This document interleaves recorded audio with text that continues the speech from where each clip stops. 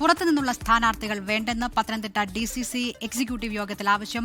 5 സീറ്റിലും ജില്ലയിൽ നിന്നുള്ള ആളുകൾ മത്സരിച്ചാൽ മതിയെന്ന് ഭൂരിഭാഗം പേരും അഭിപ്രായപ്പെട്ടു. തിരുവല്ല സീറ്റ് കേരള കോൺഗ്രസ് ജോസഫിൽ നിന്ന് ഏറ്റെടുക്കണമെന്നും ആവശ്യമുയർന്നു. ഷിജോ കുര്യൻ പത്തനംതിട്ടയിൽ നിന്ന് വിവരങ്ങളുമായി ചേരുകയാണ്. ഷിജോ, പറയൂ, എന്തൊക്കെയാണ് DCCയിൽ ഉയർന്ന പ്രധാന ആവശ്യങ്ങൾ?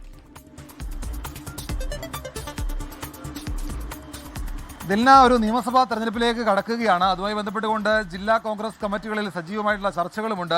ഇന്നിപ്പോൾ കോൺഗ്രസിന്റെ പത്തനംതിട്ട ജില്ലാ കമ്മിറ്റി എക്സിക്യൂട്ടീവ് യോഗം ചേർന്നിരുന്നു. ആ യോഗത്തിലാണ് കൃത്യമായിട്ടുള്ള നിർദ്ദേശങ്ങൾ നേതാക്കൾ മുന്നോട്ട് വെച്ചത്. അതായത് ഈ പത്തനംതിട്ട ജില്ലയുമായി ബന്ധപ്പെട്ടുകൊണ്ട് 5 നിയോജക മണ്ഡലങ്ങളാണുള്ളത്.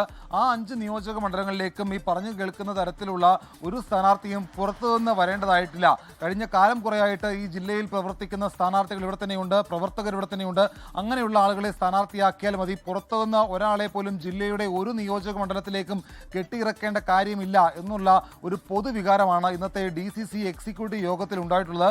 മുതിർന്ന പല നേതാക്കളും ഇക്കാര്യങ്ങൾ പറയുകയും അതിനെ എല്ലാവരും ബഹുഭൂരിപക്ഷം ആളുകളും അംഗീകരിക്കുകയും ചെയ്തു. നമുക്കറിയാവുന്നതുപോലെ ആറന്മുള, കോന്നി, റാന്നി, തിരുവല്ല അടക്കമുള്ള നിയോജക മണ്ഡലങ്ങളിലേക്ക് പലരുടെയും പേരുകൾ പറഞ്ഞു കേൾക്കുന്നുണ്ട്. പ്രത്യേകിച്ച് ആറന്മുളയിലേക്കൊക്കെ അബീൻ വർക്കിയുടെ അടക്കമുള്ള പേരുകൾ പറഞ്ഞു കേൾക്കുന്നുണ്ട്. അപ്പോൾ പുറത്തുനിന്നുള്ളൊരു സ്ഥാനാർത്ഥിയെയും കോൺഗ്രസിന്റെ സ്ഥാനാർത്ഥിയായിട്ട് UDFന്റെ സ്ഥാനാർത്ഥിയായിട്ട് പുറത്തുനിന്ന് ജില്ലയിലേക്ക് കൊണ്ടുവരേണ്ടതില്ല എന്നുള്ള കാര്യങ്ങൾ ഇന്നത്തെ DCC എക്സിക്യൂട്ടീവ് യോഗത്തിൽ ഉയർന്നിട്ടുണ്ട്. ആ കാര്യങ്ങൾ സംസ്ഥാന നേതൃത്വത്തെ മുതിർന്ന നേതാക്കൾ അറിയിക്കുകയും ചെയ്യും എന്നുള്ള കാര്യങ്ങൾ തന്നെ പറഞ്ഞിട്ടുള്ളത്. മോഹൻരാജ് അടക്കമുള്ള മുതിർന്ന നേതാക്കൾ ഇക്കാര്യം തന്നെയാണ് തുടക്കം മുതൽ പറയുന്നത്.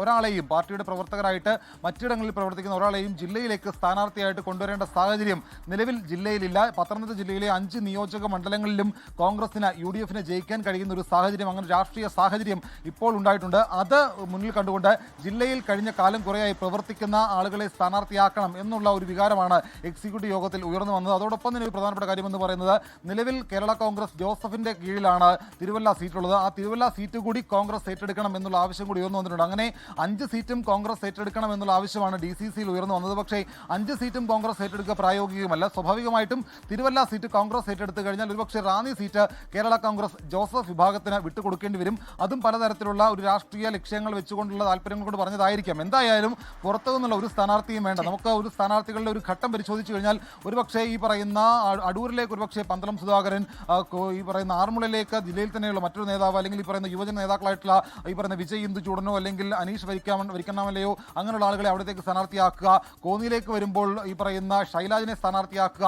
അങ്ങനെ തുടങ്ങിയുള്ള ചില ചർച്ചകളൊക്കെ ഇതിന്റെ ഭാഗമായിട്ട് ഉയർന്നു വരുന്നുണ്ട്. എന്തായാലും പുറത്തുനിന്നുള്ള ഒരാൾ പോലും പത്തനംതിട്ട ജില്ലയിൽ കോൺഗ്രസ് സ്ഥാനാർത്ഥിയായിട്ട് വരേണ്ടതില്ല എന്നുള്ള കാര്യമാണ് യോഗത്തിൽ ഉയർന്നിട്ടുള്ളത്. ഇക്കാര്യങ്ങൾ സംസ്ഥാന നേതൃത്വത്തെ അറിയിക്കാമെന്നും പത്തനംതിട്ട ജില്ലയിൽ 5 സീറ്റുകളിലും പത്തനംതിട്ട ജില്ലക്കാർ തന്നെ മത്സരിച്ചാൽ മതിയെന്നാണ് കോൺഗ്രസിന്റെ ജില്ലാ നേതൃയോഗത്തിൽ ഉയർന്ന അഭിപ്രായം. ഷിജോ കുര്യനാണ് വിവരങ്ങൾ നൽകിയത്. ലോകത്തെവിടെയായാലും ഏത് സമയത്തും 24 വാർത്തകളും ഓഗ്മെന്റഡ് റിയാലിറ്റി പാക്കേജുകളും എക്സ്പ്ലെയിനറുകളും വിശദമായി കാണാൻ ഞങ്ങളുടെ YouTube ചാനൽ നിങ്ങൾക്ക് സബ്സ്ക്രൈബ് ചെയ്യാം.